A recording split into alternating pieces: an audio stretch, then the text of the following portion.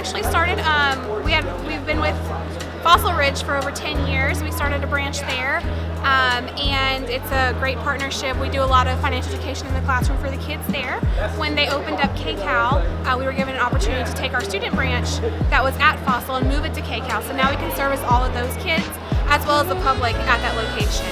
And then once we were there, one of the CTE teachers helped us get an ATM over here for the kids at Timber Creek. The ATM takes any debit or credit card that is listed on the stickers. So if you look at the top, there's some stickers. It's Visa, MasterCard, all that kind of stuff.